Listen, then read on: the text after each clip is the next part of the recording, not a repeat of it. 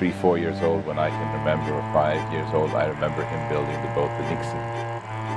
And I remember him putting in the water, and I remember him going out fishing in the boat.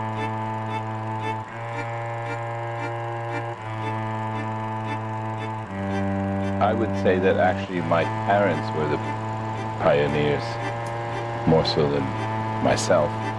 I just followed in their footsteps, perfected on it, learned from what they did, and obviously learned with time and experience.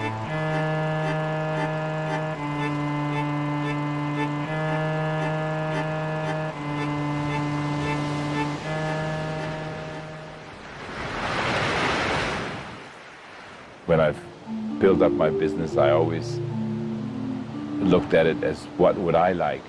How would I like to travel around the islands? What comfort would I like?